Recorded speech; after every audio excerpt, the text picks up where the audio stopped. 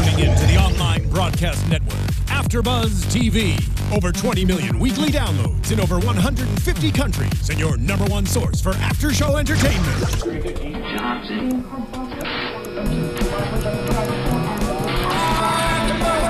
AfterBuzz TV, the destination for TV superfans. Producing after-shows for over 300 of your favorite TV shows. Interviewing celebrities and showrunners. And bringing you behind-the-scenes exclusives. All thanks to E! Entertainment's Maria Menounos, producer Kevin Undergaro, and internet leader Akamai. Now, let the buzz begin!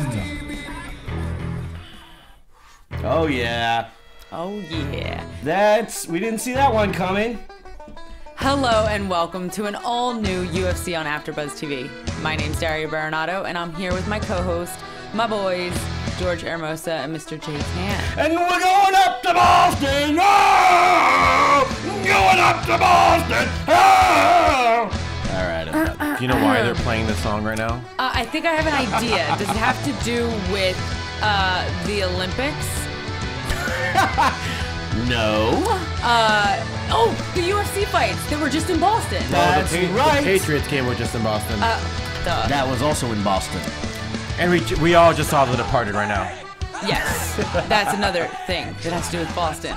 And they played the song when they were... and we're all drinking Guinness right here. You only think it's water. Conor McGregor actually came out to that Jameson. fight. The last time, I don't know if it was the last time they were in Boston, but the last time Conor McGregor fought in Boston, he came out to that song. It's appropriate. Forrest Griffin came out to that song all the time, too. He comes out to it, yeah, especially when he fought in Dublin, I believe. Yeah. Yeah. It's a popular song. What can you say? It's suitable for McGregor. I think it fits more for Conor McGregor. But you know what suited Conor McGregor even better? The notorious Conor McGregor came out to Notorious by I can't talk. Biggie Smalls. I think he should have came out to Notorious another song. B.I.G. What? I'm not a big fan of Hypnotize. I think he should have came out. I think it should have came out to either Notorious by Notorious B.I.G. or Hypnotize. Yeah. I like them all. It was a little remix. At first, it was like some sort of like Irish anthem. Like it a Sinead O'Connor. Yeah, and then it kind of faded Then it had into... the Notorious, and then Hypnotize. Yeah, I mean, he is the Notorious one. Yeah. I mean, this essentially this whole night from Boston, UFC on Fox Sports 1 from Boston, was essentially centralized around him. Yeah. Oh yeah. I mean, if it wasn't for Conor McGregor, they probably wouldn't even be in Boston, and vice versa. I mean, the Conor McGregor hype train right now is through the roof, and it's going to keep on going, keep on trekking until they give it a reason not to. Well, and that's not... sorry, technical issues here, folks. Unplug Jay. Yay! Hey. It's like a dream come I true. think that actually happened. Can you guys hear me all right? We can hear you. And I was just about to... Okay, there we go. I was just about to say my piece. Yeah. Conor McGregor did not give anybody a reason today to stop the hype train. No. In fact, I think he put some more coal into the thing with his second round win over Dennis Siver. It was Fight Night 59 from Boston, the TD Garden, I believe. Of course, headlined by Conor McGregor versus Dennis Siver. On the undercard, Donald Cowboy Cerrone and Smooth Benson Henderson. We had Uriah Hall fight Ron Stallings, last minute replacement. Stormin Norman Park and Gleason Tebow, and a decent night of prelims as well. Where do you want to start? Let's talk about the card. We're going to start at the bottom of the main card, but before I go there, I want to say it was a night of last minute changes. And that being said, it delivered. And it didn't just deliver in the results and all of that, but there was some other action going on tonight. There were some interesting calls, some poor decisions by some people's judgment that we'll get to later. I certainly thought so. I was shocked. I had already written down in my notes. I won't give it away yet, guys. Well, let's talk about it. I mean, the show has happened already. The event I want to start at the bottom. Let's start with Stormin Norman Park versus Gleason Tebow. Yeah. Gleason Tebow is one of those guys we talk about. He's like a utility guy, like you say. He fights whenever you call him. He's always game. Yeah. I think tonight he won himself the most wins in UFC history, the most UFC wins. He was tied. I think he's second. No, I think he's third. Yeah, but it went from GSP, Matt Hughes, Gleason Tebow, I think Randy Couture and then Chuck Liddell. Okay. Third most UFC wins with 16, tied with Tito. GSP's got 19, I think. For the most UFC fights. Most UFC fights. Right, yeah, okay, tied that's with what it Tito was. there. Yeah. But either way, I mean, he's not only a veteran in the sport, but a veteran in the UFC. You know, he's been fighting in the UFC since 99, I think. No, 2006. His career goes back to 99. Right, but he's been fighting in the UFC since 2006, which is early for the UFC. I mean, it just started in 93, but either way, he's only 31, by the way. You would think that somebody with so much, like 99, he must have been 16. That's insane. Well, Right. a lot I mean, of that was in, I believe there were Brazilian fights. what I'm saying, you think like somebody's Right. got 40 fights and somebody who's been around, you think that you're talking about a 40-year-old. No, he's like only 31 years old. which is young in the game. Yeah, he's relatively young. And if you look at him next to his opponent, Norman Park, you would think they could almost be like, yeah, father and son, but they're only like 3 years age difference. Yeah, Norman is 28, and Gleason has seen a lot of wars, and I think in general, just as he's had a long storied career, and that fight mileage, will take years off you. Definitely. So Either way, Tebow Gleason won by Tebow. split decision across the board, 29-28, and of course one of those went to Storm and Norman. This is a bit of a kickboxing match. Neither one of them wanted to go to the ground. It was just a back and forth, but there weren't that many strikes landed. It was kind of just a long feeling out period. I think they both respected the power of each other. Yeah, and they were swinging pretty heavy as well. I felt like there were a lot of misses, and I feel like that's probably the wrong way to phrase it about a fight. But they were swinging for the fences against each other. Mostly all a stand-up war. A little bit of cage clinch, but not too much. Tebow finally in the second got a takedown with a far shot. But I didn't have a problem with the result. I had Tebow winning that one. Yeah, I had Tebow winning as well. I was actually surprised it was a split decision, but it was close. Like I said, the lack there of action, of big shots, I should say, was probably where the confusion lied, where it could have gone either way, because there was no knockdowns, there was no knockouts. You know what I mean? So it was kind of close when it came to that. What do you think, George? I'm not gonna lie to you. I didn't see the fight. Has that TV always been there? The one in the upper corner of the studio, I'm not quite sure. I believe that might be new. Okay. I think it's always been there, but I don't think it. Yeah, I think it usually says AfterBuzz on Oh, it. cool. Okay. But I did see the next fight. You did? Yeah, There you I go, actually George. started because Well, guess what? there was a That's Patriots what's on next. fight, and by the that's time what it was we're over, then. But guess what's next? Former AfterBuzz call-in guest, and he's been in studio as well. Uriah Hall. He did a spotlight on with us, He did. and he called in. So thank you for calling in. If you can call in again in about 10 minutes, He's that'd be probably awesome. at the post-fight press conference Yeah, he's right probably now. at the press conference right now. But Yeah, he maybe can call us he'll from the press conference. Put call Dana us on the next phone. week. Put Connor on the phone. So he was supposed to fight. Uriah Hall was supposed to fight Costas Filippo, and Costas dropped out somewhat last minute. And Uriah Hall spoke about that and said he was very upset. Yeah. But believe Ron this- Stallings filled in. Yeah, I think this He's was the the third second. replacement or second replacement. Second He got one, replaced third by Lewis opponent. Taylor, and then he pulled out. And then I think Monday they announced that Ron Stallings is gonna fight, fill in for UFC to fight against Uriah Hall. His first fight ever, but he's a veteran. I knew he was in Strike Force before, but First fight in the UFC, you mean? yeah. But it's funny because not funny, but usually the last week up to your fight, you're not really training anymore. It's usually Cardio. losing weight. So it's kind of Right. like I wonder how adjustments Ron Stallings had to make. I mean, at that point, what do you do? But I'm sure You know, there's a it's guy so- there's a guy who's waiting for an opportunity. So I'm sure he's always ready to fight. Yeah. But it's one of those things where it's always going to be a win-win situation. Show up to fight, and Joe Rogan was thankfully, was praising him. He was showing a lot of promise, but Uriah Hall is just too powerful. He just got caught with a wicked I was hook. going to do that. Wicked pissa. That was already wicked my hook, plan. and before you know it, the fight was over. Yeah, I mean, Ron Stallings is a guy with technique and durability. He really looked good in there for the minutes that he was in there. And, everyone's going to speculate and say, had he had a good training camp, had he had a full camp, maybe he would have done better. And that's fair to say because, like I said, he didn't look bad until that beautiful right hand by Uriah Hall, which ended it all. It was, I believe there was the cut as well, correct? Well, that's what ended it. Yeah. I'm But it checking started my from notes. that wicked, the right. Yeah, the strike was fantastic. I thought that Stallings, like you guys said, showed a lot of promise. He was doing a great job of excuse me, of crowding Uriah. Uriah Hall is very good with his distance. You know, he's able to throw kicks from afar, or reach great distance. With his strikes. We saw that when he was on Tough, and was knocking guys out with spinning back kicks and whatnot. But it clearly was a great strategy to crowd Hall, keep him against the cage, and Ron was doing that. I was kind of on the at least up until the knockdown. Was giving Stallings the round. He was busier, and he was stifling Uriah Hall. But Hall was able to come back with was it a left? It was a right. Upper hook. Sorry, a right.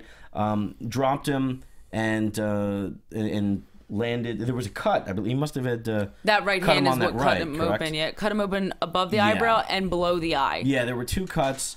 Herb Dean stopped the match, the timeout to check the cut, and it wasn't the worst that we've seen, but it was pretty bad. One was pretty deep, and that was enough for the doctor. Oh God, that was bad. And Herb to stop the match and award it to Uriah Hall, and the time on that was 3:37. But it was on its way to being a really good, fun, competitive fight. Yeah, I think you hit the nail on the head when you said he really cut off Uriah Hall's distance and his reach advantage.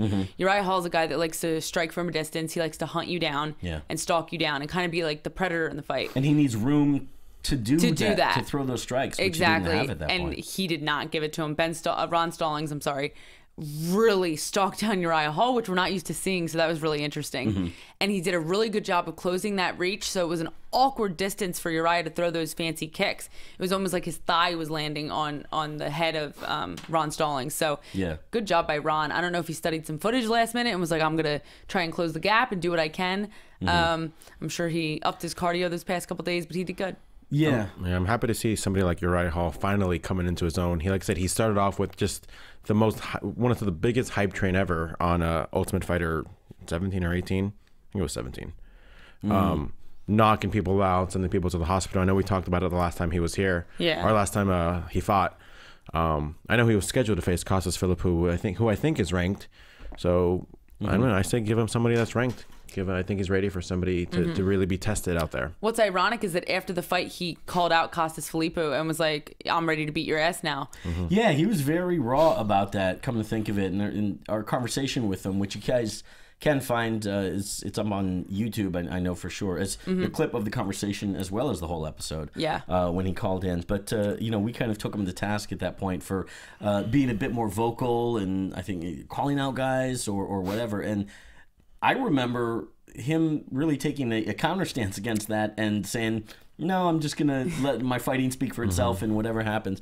But yet this kind of thing, you're right, he did great. I mean, say your opinion, have some opinion and put them out there. And he clearly did that. You know, he is not feeling Costas Philipp, who felt like he was, like Costas was ducking him, I believe. He said he had a bruised rib. Yeah. And Uriah came out after the fight and said, well, you know what, to be honest, I fought with a bruised rib. And part of this fought with a broken toe. Oh, a really bad broken toe. Part of the game. Yeah. Injuries is part of this sport, and I think it's something that every great martial artist, especially a mixed martial artist, faces at some point in their career. Yeah. It's that phone call you get, do you want to take the fight or don't you want to take the fight? And, Uriah Hall's a guy that takes them, and he doesn't feel that Costas is. Yeah, it doesn't surprise me at all that he did. But it is worth saying, that Ron came in. And there's something to be said as well that when you get a last-minute opponent, you have to switch up your game plan, and you may not have the match that you want necessarily. And as we discussed,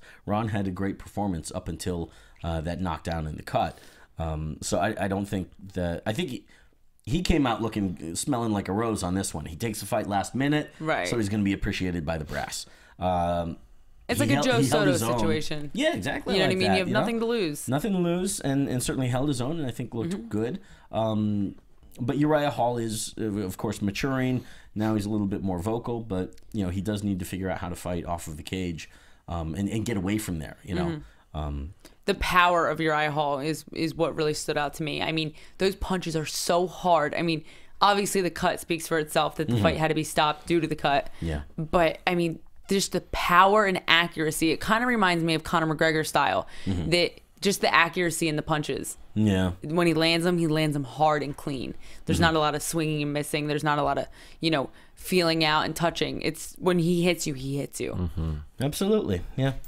Next up on the card, we had... Ooh, this should be interesting. Yeah, God. It was another last-minute replacement. Benson Henderson was set to face Eddie Alvarez, and Eddie Alvarez pulled out last minute, and Donald Cerrone was the replacement, which, of course, nobody was upset about. Right, 2 weeks ago, Donald Cerrone got the phone call, although he had just fought... I think it was like the day after. 2 weeks prior. Like he fought on our last show 2 weeks ago. Was it January 3rd?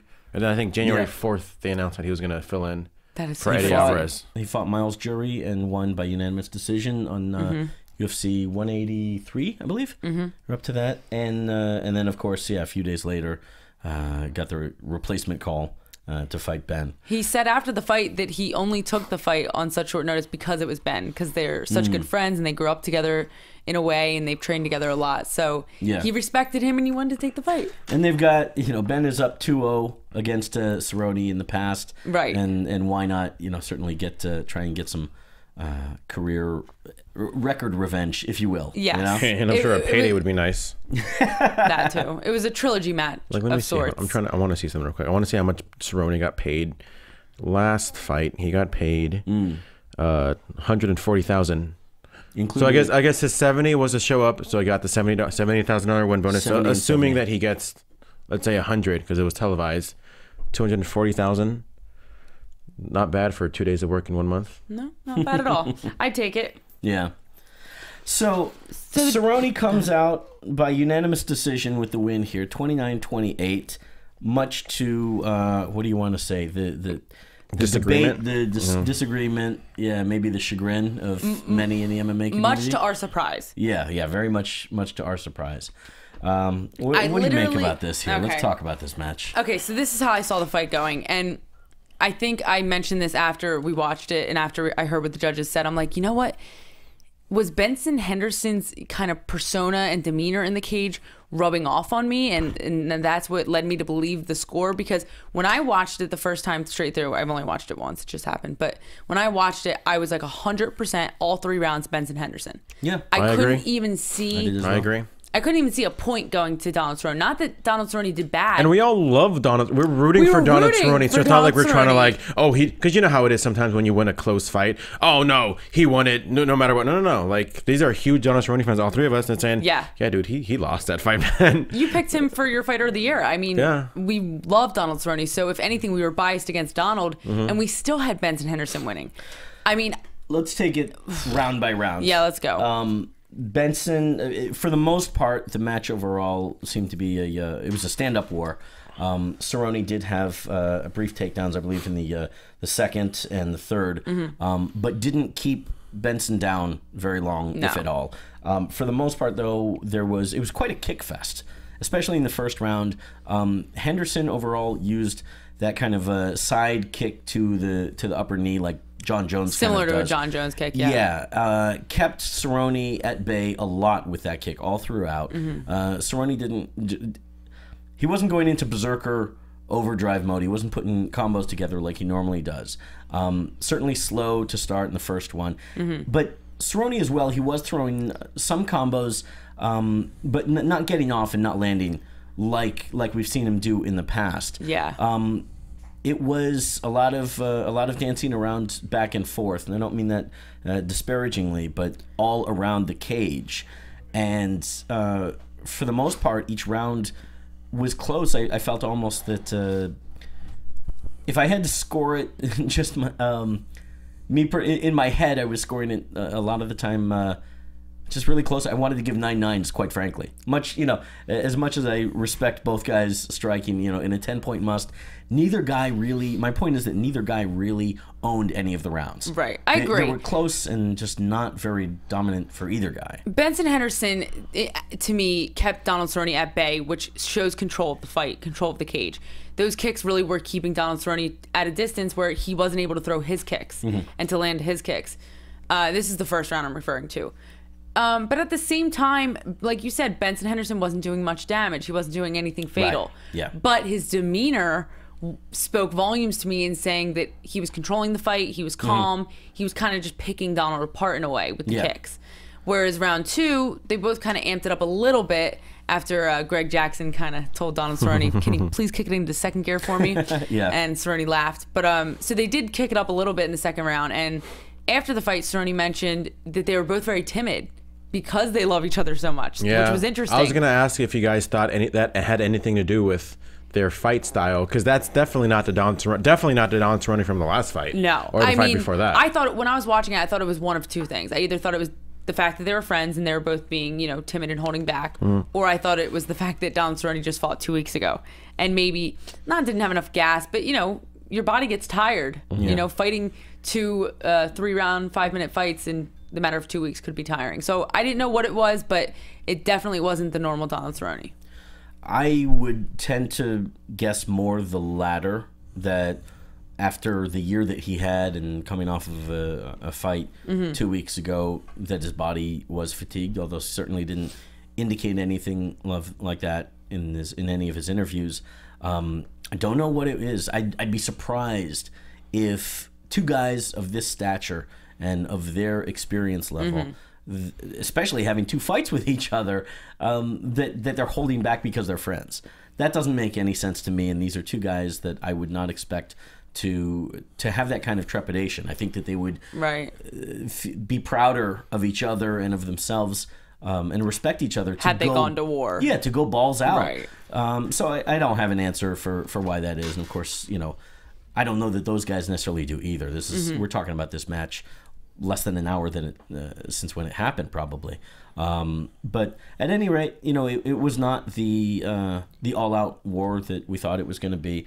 Second and third round, I still want to touch base. A lot of Cerrone was catching a couple of kicks, didn't get Henderson to the ground, or when he did, with those takedowns, it didn't. It's not something that I would have given him points for, which is why I had Benson. Henderson across the board. I give him points for threatening with it, though, because like we see in some fights, when it's just a striking match and there is no threat of the takedown, then the ground game's not a threat. So Donald Cerrone mixed it up and he threatened him with the takedown, kind of saying, you're a black belt, but I kind of am too. I can go there if I need to. Yeah, but it just didn't cause enough damage in the match itself. Neither did Henderson. Right. I think it was more of a control point that I would give. I guess, but I see Henderson controlling that whole the whole match, as do we all. That's why we came to that score. Absolutely. The judges scored it. We saw, there is on the internet a picture of the scorecard going around. Doug Crosby scored. Let's see. Tell me if I get it right. The first 2 rounds he gave to Cerrone, and the third round to Henderson. Sal D'Amato, I believe that same score. First 2 rounds to Cerrone, and the third to Henderson. And then another judge, whose name escapes me, gave the last 2 rounds to Cerrone, first round to Henderson. So everybody saw a completely different match there. I think even Donald Cerrone thought he lost that fight. He did. I mean, you saw the mannerisms of them both. Yeah. Benson Henderson's eyes popped out of his head, and Donald Cerrone put his head down. Yes. He wasn't. He said it afterwards. He wasn't happy to win that fight because he didn't feel that he actually won it definitively. Well, on paper, certainly Cerrone won by the judge's decision, so he deserves the props that he gets. I think he does too. Gets. Last minute opponent, he jumped in, so of course he's going to be loved by the brass and taken care of. And this, secures his spot at the top of the lightweight division, or near the top. And it marks his 7th win in a row. Yeah. In the span of like 14 months. Literally. I mean, that's a busy boy right there. Get that money. Yes. And, don't be surprised that if some dropout happens in any of these, lightweight title matches, if we're talking about Pettis versus Dos Anjos, or if after that happens, if they go with Nurmagomedov, after the Cerrone thing, who knows? I mean, they may, if Nurmagomedov is still on the shelf, then you slot Cerrone in there right away. I mean, he's definitely secured himself a title shot. I think. I mean, Nurmagomedov versus Cerrone makes sense depending on his health. Yeah, I mean, and timing throughout the year. Yeah, I think the light heavyweight that's in March Lightweight. right? So yeah, Yeah. kind of we got to see how that goes. Yeah, once some spots are moved around and that title spot opens up again, I think Cerrone's probably the next one besides Khabib. Dos Anjos or Nurmagomedov. I mean, who knows? We've seen it happen all the time where suddenly a title match equates to a rematch. So we need to see how that fight goes first. But yeah, who knows? I mean, I think Cerrone, I want to see him get a title shot. Not after tonight's performance, because if he's gonna sit there and say he was timid because it was his friend, dude, I don't want to see him fight any friends anymore. I want to see him give those FU kicks that he gave to Miles Jury. That was great. He would have never given those same kicks to Benson Henderson. No. Granted, Benson always brings a fight no matter what, but again, I want to see that Cerrone from 2 weeks ago, not the oh, that was my friend, so I was timid. Yeah, no, I think I it had something to do with 2 fights in 2 weeks because. I mean, you get that fire once you stop training for like a week. You take a week off, then you get back in the gym. You start getting that fire again. You want to fight. So I think the build up to a fight's important. I think we'll see a better, more exciting Donald Cerrone next time. I hope so. Knock on wood. Because we've seen him be that man plenty of times. Absolutely. So. Yeah. I mean, he's a trooper for taking that fight. Next, we have the Notorious. Yeah. Speaking about being that man, there's just no way that you can't say that Conor McGregor is that man right now. Listen, I'm on the hype train till the hype train dies. Yeah. I'm not going to get off until it dies. I mean, choo-choo? No, choo-choo. Choo-choo. Hype train, choo-choo. Yes. Conor the Notorious McGregor versus Dennis Siver. This was not a last-minute replacement. This is one that had so much hype up to it. I've been watching the little embedded series that they do on YouTube, the UFC. It is great, guys. You got to check that out because it really just gives you a little tidbit into the mind of McGregor and Dennis Siver, at least the minds they want us to think they have. And it's good. It's cool. Is it available on? Are they put it on YouTube? It's on YouTube. Anybody can get it for not $9.99 for zero. Not just Fight Pass. Yes, but not you just can get Fight Pass. that and more at Fight Pass for $9.99. Yes, there's a lot more on Fight Pass, but on YouTube for free you can watch the embedded series. Nice. They do like 4 episodes usually to build up the fight. How long do they run? Like 4 or 5 minutes. Right? Yeah, just a couple minutes, and it just shows what they're doing, how they prep, doing the media tour, and something I noticed about Conor McGregor that. Regardless if he's talking out of his ass, which he isn't at this point, he's very valid. But if he was, people hate watching this guy do his press tour and his, media days and his photo shoots. He is having the time of his life. He takes his girlfriend with him everywhere, and they kind of are having this experience together, and it really looks like a lot of fun. Yeah. So regardless what Conor's doing, he's doing something right because. He's proven himself in the cage and outside of the cage. It's funny, I think that. Why do you think he's so loved? Because normally you put another guy in that situation, he's always going to be the most hated guy for some reason, Right. Guy who talks a lot of trash. Like, I'm kind of curious, like, a lot of people I think a lot more people like him than hate him. And what do you think about him that I think people like him? What do you think, Jay? It's, I'd agree with that. I think you're always going to have a population of people that hate or take the counter stance when something is so big. Right. They're just absolutely counter Ronda Rousey, look at all the big reactionary. Guys. Yeah. And I'm a little bit of that ilk. I certainly am a fan of Conor and the things that he says, the things that he does, the way he carries himself. I think it's a swagger. He seems to be having fun, as you mentioned, with his interviews, the things that he says and how he says it. I think people take to that. I think that's why he's so popular. What I'm a little bit growing weary of is so much hype of the hype behind him or the buzz and the hype. I'm tired of hearing about that. I would like. I'll listen to Conor McGregor interviews. They're fun. I'll watch him fight. God knows those are fun to watch. But to hear everybody talking about Conor McGregor. So you love Conor McGregor. You're just sick of everybody else that likes pushing him. him. Okay. Yeah, I think there's a little bit too much. But of course, from a business standpoint, I do understand the UFC taking this guy that's working his ass off to build up buzz and excitement about his matches and pushing it forward. That's what you do. I can't knock anybody for doing that. It's a good business decision. And the naysayers and people that say that he doesn't deserve this meteoric rise, these chances that he's been given, the chances that he's been given, guys, he's earning them and he's doing something with them, and you can't knock somebody for their success. I suppose people do anyway, but you know, we've got a string of several first-round finishes, undefeated in the UFC, only 2 losses from much earlier in his career. They've put him up against guys that have been a little bit, I'd say, a little bit above his pay grade at the time that he fought them. And he beat them demonstratively for several guys. He dominates in his matches and can't knock the hustle. No. Props to him. I think it's great what they're doing. I mean, it's great from a business standpoint, but it's also great as a fan.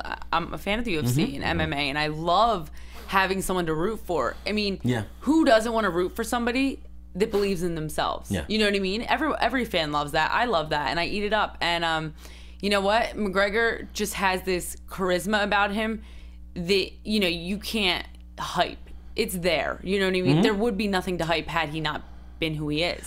And how much do we constantly complain about guys that want to just let their fighting speak for themselves? And Exactly. They say, whoever the UFC takes, that's fine with me. I'm just going to sit here and be me. No, guys, Right. So when somebody comes out and does it, whether you like them or you don't like them, Conor, thank you for that. Give us something to care about and to talk about and to be interested in, give or take. But he's doing a fantastic job, and I think that the things that he's shown in the cage reflects on what he says on the mic, and vice versa. Absolutely. Cool. He's definitely one that proves his word. Yeah, let's talk about the actual fight, his fight with Dennis Siver. I mean, Dennis Siver is no joke either. I mean, here's a guy who's been around, another guy who's been around. He's got a lot of experience. He's beat a lot of good guys. I mean, he fought at lightweight, moving down to featherweight.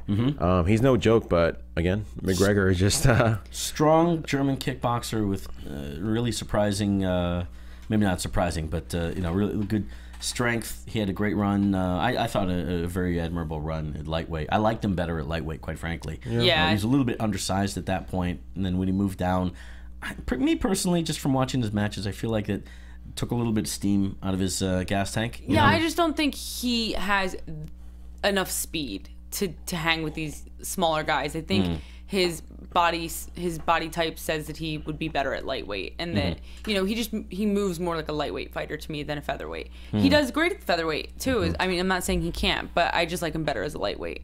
That being said, it was a stand-up match. Him and Conor McGregor, they both kept it standing. Dennis Siver went for a couple takedowns. He's not known to be a wrestler, but he's a very strong guy, and Conor McGregor, his butt didn't even hit the ground before it popped back up. I mean, talk about good takedown defense and good reflexes. Conor McGregor definitely has that. And that's something prior to this fight people questioned about McGregor. What if he gets taken down? What if he gets taken down? What if he gets grinded down? Well, it's going to be hard to do that, is what we saw tonight. Yeah, he was, when I say slow and methodical, I should stress methodical more so than slow. Conor took his time, controlled the center of the cage. Dennis was really jumping around, very active in the first round, circling around him and throwing a lot of shots as well. Not connecting, but there were a few that did land, and he did. I think he tripped Conor twice actually in that first round. Yeah. But boy, Conor was owning it. I mean, it really did look like he was in control of the match. I think it was more so the accuracy. I mean, when he struck you, he got you. Yep. So I think that had a lot to do with it, especially those spinning roundhouse kicks that kind of got a little too much. I mean, I think he was just being showboating. I mean, which is fine, nothing wrong with that. But once he actually was kind of focused less on the showboating, more on the let me just kick you and punch you, he was more accurate with that. Yeah. It looked like Conor McGregor had such a clear thought process in the cage. Like he was so self-aware. It looked like he was stepping back from the fight, watching the fight, and saying, "Okay, punch now, kick now." Like he was so accurate to a fault. Yeah. Like I was sitting there watching it, and the two things that were making me worried was Dennis Siver's movement. I was like, "Please stop hopping around so much. You're gonna gas yourself out." Yeah. And Conor McGregor's hands down. Not that I thought he was gonna get hit. Of course, he has great head movement and great footwork, but it just scares me. It's like you're going to lose it all because you don't have your hands up, but it's his style, and he rocked it, and it worked for him. It worked for a lot of guys. Oof, it made me nervous, though. Again, you can't knock the hustle, and you can't argue with success. Nope. And I won't. But that win, it was a TKO in round 2 at a minute and 54. Yep. Although it was not 2 minutes into the fight, as McGregor predicted, it was 2 rounds into the fight, which, hey, that's good enough for me. It was under 2 minutes of the second round. That's true. Maybe that's what he meant. That's what he said at the end. He's like, I meant the second round. You guys just weren't listening. That puts Conor McGregor potentially up against Jose Aldo. No, It's it not does. I mean, you saw what he confirmed, did. It's all but confirmed. I mean, I've never seen this before. I've seen What a lot did of he guys. do, George? I see a lot of guys usually jump out the cage. Jose Aldo being one of them, coincidentally. Yeah. When he fought in Brazil, he beat Chan Mendez, jumps over the cage, and literally jumps into the crowd. Crazy scene. So In I thought, celebration, mind you. yeah, I thought that's what Conor was going to do. I thought he Yes. was going to, you know, We all did. huge Irish population in Boston. But no, man, he went straight for Jose Aldo. Yep. And I kind of wish that they wouldn't have been somebody to separate them, because I don't think he would have done anything. Not that he is not capable of, but he knows better. You know, he's Right, not going to right. punch. Something He's not going could to have push him or happened. punch him. You know, I don't think No. anything would have happened, or else he would have do. lost it all. I mean, I think he had more to lose by I do, that. and they still would have booked it. Although Yeah. Look at Jones Cormier, you know? he did flip off Dennis Siver at the handshake. Because I think, and going back to what you guys were saying earlier, I think a lot of what Conor McGregor people love about is that I think at deep down he's still a sportsmanship. Even he said it about Poirier, like when he was, you know, you can tell there was a little bad blood. But he's like, no, man, that's just the way the fight game is. It's called, you know, promoting. It's called this. It's called that. Right. So yeah, right before the fight started, they went to Conor went to go touch gloves, and Siver just kind of very stoic, just stood there. I was like, all right, well, F you Yeah. then, you know. He gave him the finger, Yeah. yeah.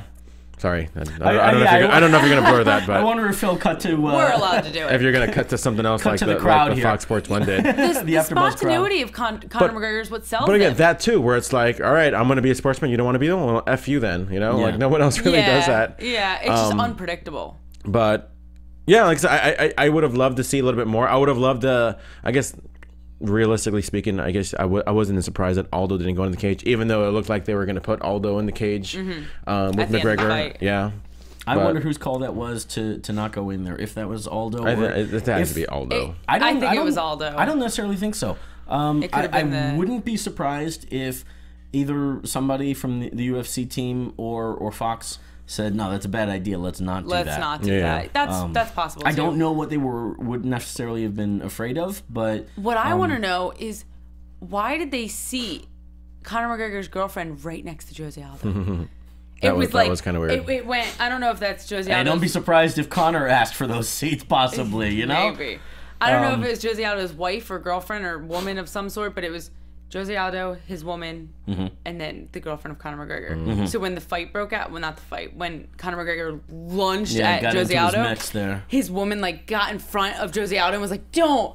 And then Jose Aldo's woman was kind of also like holding, pushed her and was like, "Get off!" Connor's fiance was holding Connor as well, right? If I remember- Yeah, Looked like it, they yeah. were both trying to separate their men, but yeah. it I think they took it wrong to themselves, and they kind of were like, "Wait, are you touching my man? Are you touching my Guys, to be sure, you will be seeing that footage many times over Oh, between yes, now yes, and yes, whenever yes. that pay-per-view It's funny that happens. Aldo, he didn't really seem heated. He just kind of laughed it off. man?" He's And I think he even said, he was like, dude, I wasn't impressed by his performance. Like, very GSP like. he's behaving like I a am not champion. impressed by your performance. That was good.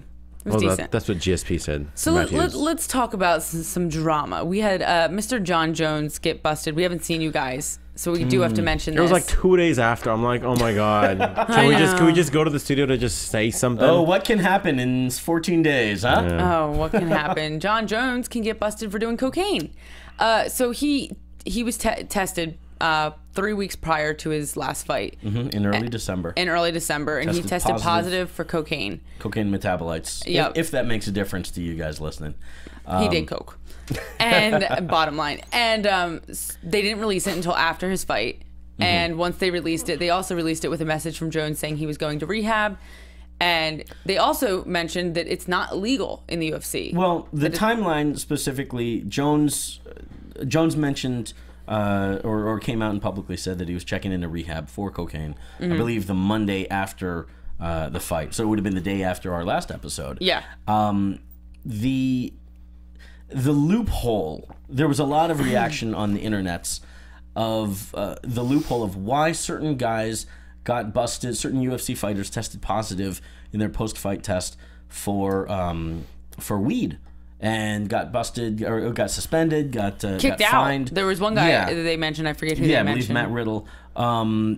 But yet Jones tests positive for cocaine, and obviously there hasn't been any punitive actions yet against him. They fined him to 25 grand, I think.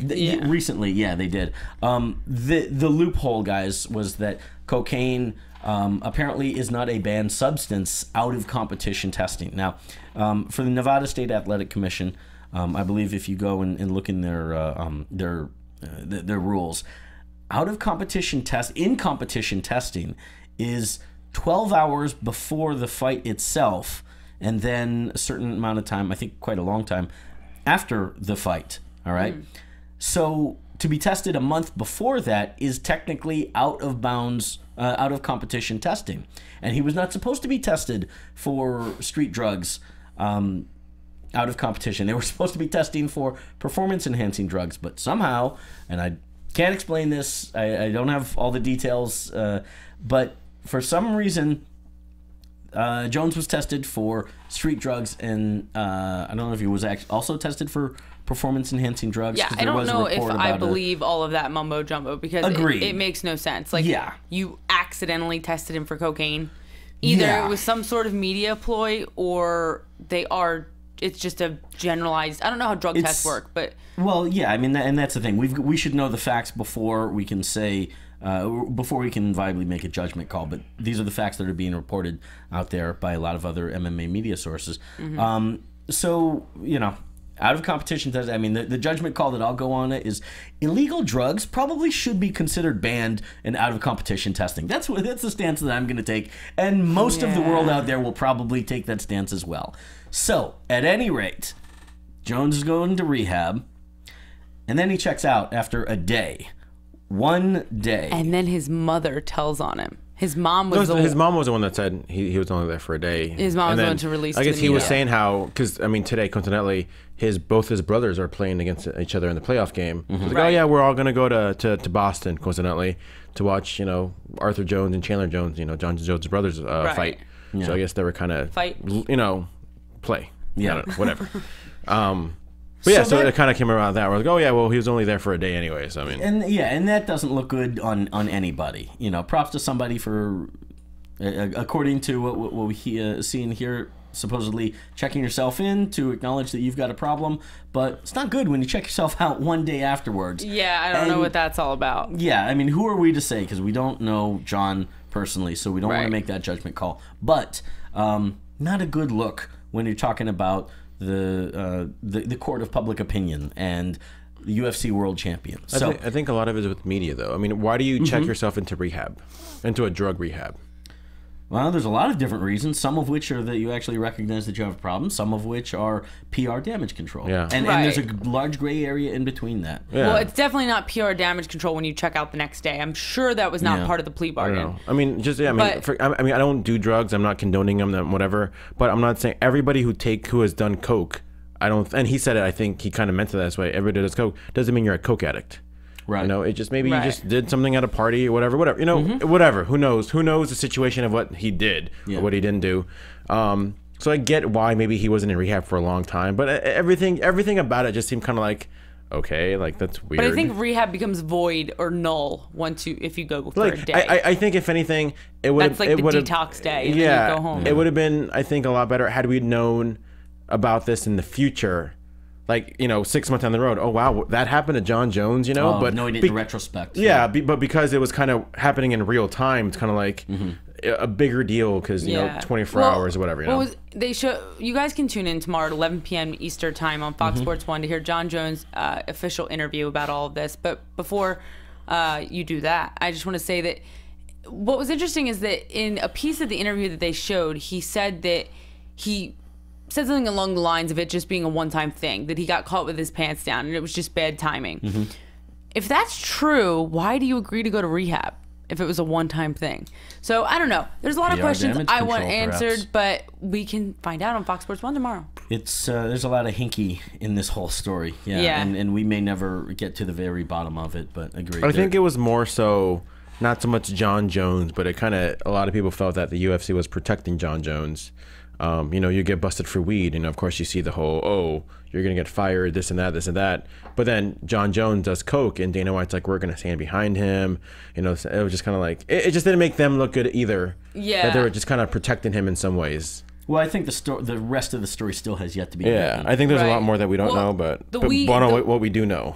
The weed, I think, was in competition testing. Is that why they were banned? I believe they test positive after these were post-fight Right. P tests. So that's where. But that can stay in your system for a while, though. Yeah. So like you can have a joint. I think that was Nick Diaz's thing too. Like I think a lot of it's anxiety, and there were just still marijuana residue left in his system from like a month ago. You know, I mean, Right. is that right? Yes or no? I don't know. And related to currently with John, I believe that his post-fight urinalysis test has not been released yet, Right. which is also another chapter of the whole story for us to that needs to be. I think it's be going to written. unfold tomorrow. A lot of it, at least, hopefully, so we can get some answers. Yeah, And we'll and report back to you guys next week. Wouldn't be surprised in the coming weeks and months. You know, we hear What we find some out. more about that. Yeah, Absolutely. We have some really exciting fights coming up. We have Silva versus Diaz, which I'm so excited for. sure. Are you excited? Oh my God. What do we think? Silva or Diaz?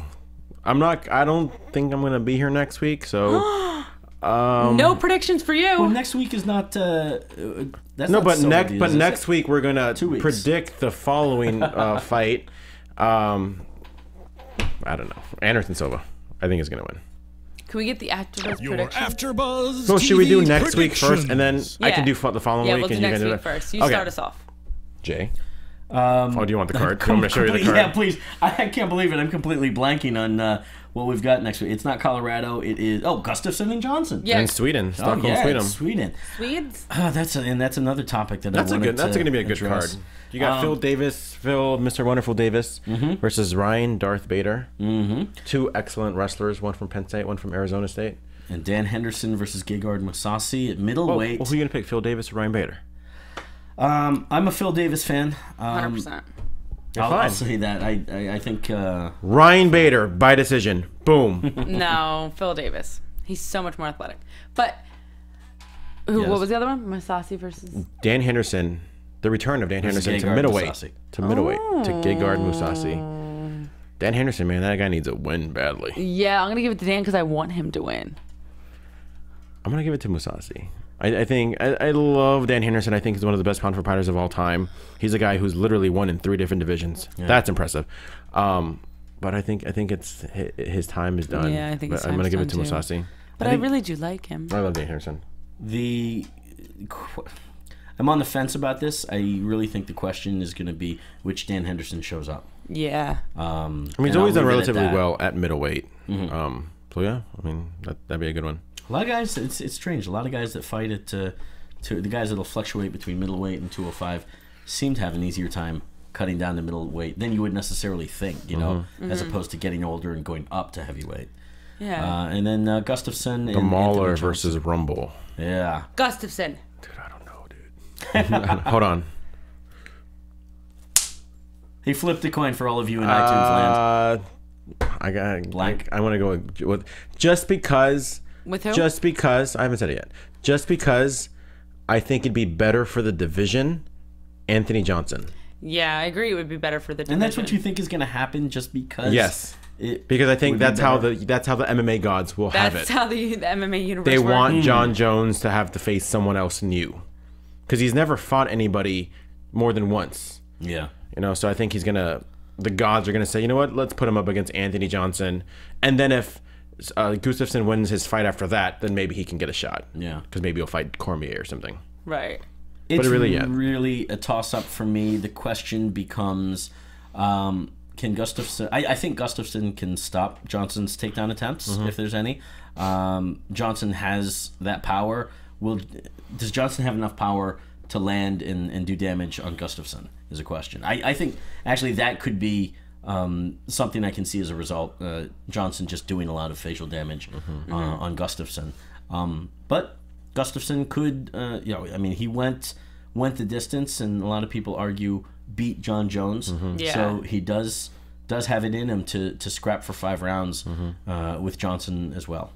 Toss up, I don't know. I just want to go see it. Darn it. Yeah. I wish What a we were in cheater. Sweden. And just because I don't think I'm going to be here next week, Joe Lozon versus Ali Quinta. I love me some Joe Lozon. I'm going to pick him. Like I said, I'm going to go with Anderson Silva over Nick Diaz. Yeah. Knockout. First time Nick Diaz is ever going to get knocked out. Wow. Wow. Big statement, George. Yeah.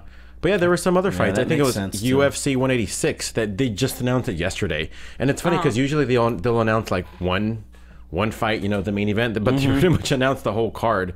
Yeah. Like it's a pretty stacked card from Montreal, Quebec, Canada. Yeah. The home of Georges St-Pierre. Who's on that card? The main event for the rematch we've all been waiting for. Henan Barrow trying to get his title back from Tyrone James Dillashaw. I don't know if that's Tyrone. Hold on. Well, I Not almost his believed you initials, for a his second, name. and I was like, no way, that cannot Not be even true. close. It was Tyler Jeffrey. Oh, you had the knew tie. that he had That two was- middle names? You knew that he had... What's TJ? TJ's got to stand for something. Right. Well, that was very smart It of you. stands for Peter. Yeah. Peter John. Yeah. PJ. Peter Bradley. But this fight was At any supposed to rate. happen back in J-Tan. August, I think. Yeah, was it August? Gente. I'm talking. Oh, were you? I'm sorry. I don't know. I don't know what I'm saying either. I'm Guys, drunk. this is what you I'm get drunk off of grape At soda. 11 o'clock This at is- night on a Sunday, right after this fight- 6 hours of fight. Well, you're entertaining me in the booth. This all, seriously... man. That's all that matters. That's is all all that you matters. got As from long us. as I'm making Sean chuckle. When you give us and, these... and tuckle. Whatever that may mean. I'm sorry, I'm talking. You could tackle me anytime. Oh, God. This is getting freaky in here. Harassment. This is okay. This is not okay. We This need is to okay. show the This is not visual. okay. Yeah. This fight was supposed to happen back in August. Yes, And it Joe was. Soto stepped in because It Hannah got Brown canceled did the not night, make weight. the day before. Yeah. The day before it got that's crazy. That like you was talk about cray-cray. Cerrone stepping in or Uriah Hall. But getting Joe bonus. Soto was already on the card, right? Yeah, but the fact that this was is the he? main Yeah. event. Oh, This they- is okay. the main event of the card. The main event the of the championship evening. fight, the rematch everybody's been looking forward Yeah, to. I agree. It was crazy. So it's great that we finally get to see this fight actually be officially announced. I mean, everybody thought it was supposed to be Dominic Cruz. He got hurt again. Then, Wah, wah, realistically speaking, I think it was supposed to be Rafael Assunção. Then he got hurt. Then, pretty much by default. I'm happy it's a rematch. I've been waiting for this rematch since the first one happened. Yeah. And because a lot of people said that Barrow wasn't fighting Barrow's fight that night, and that he had a bad night, and that I disagree. I think I disagree as well. I think that was Barrow's best. I 100%. I just think, like I said, that was the performance of a lifetime. I mean, that was straight up game plan 101, like the best performance I've ever seen by any fighter. Yeah. In TJ Dillashaw that night. that could be fight of the year. Yeah. Yeah, I agree. So yeah, I'm really excited about that fight. You got that one. You got Rory McDonald versus Hector Lombard. In the That has to be the #1 contender fight. Yeah. Because I guess initially they were supposed to have You got Quentin Jackson and Fabio Maldonado under that. And you got Michael Bisping I guess he didn't want to hear you versus talk. CB Okay. Dalloway. And Patrick Cote versus Joe Diesel Riggs. I want to say it's weird I because just wanted to finish out the card. everybody there. was saying it was supposed to be Hendricks Lawler 3, Right. but then they gave Johnny Hendricks Matt Brown. Yep. Yeah, and so it's kind of like, oh, well, maybe And that's in March. Maybe Rory's gonna get the next fight, but no, now he's fighting Now he's fighting Hector your boy Lombard. Hector Lombard. So the winner of That should. Hendricks and Matt Brown, and the winner of Hector and And Rory. Rory will but- fight each other. Maybe because I'm saying Lawler's obviously taking a long deserved break, so Yeah. I mean, whenever I guess he wants to fight again. But like you said, But if we're Hector gonna see- Lombard fights Robbie Lawler, that's teammate versus teammate. that should be interesting. Like I said, like Jay just said, return of Rampage. I mean, we announced that he was coming back a few Yeah. weeks ago. Now his fight's announced against Fabio Maldonado, not Stipe Miocic. Whom I made the mistake of quoting. In private, but of course, I don't now know you where all my know. head was at that point. But guys, we will be back next week. We will not leave you again for a while, and we will For be 3 weeks. Yeah, that's true.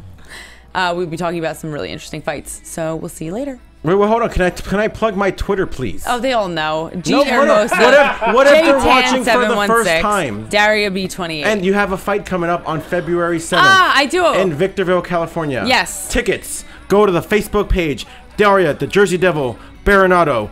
For tickets. Victorville, California. I will be there. J-Tan will be there. Come meet us. We'll all take pictures. And give me money.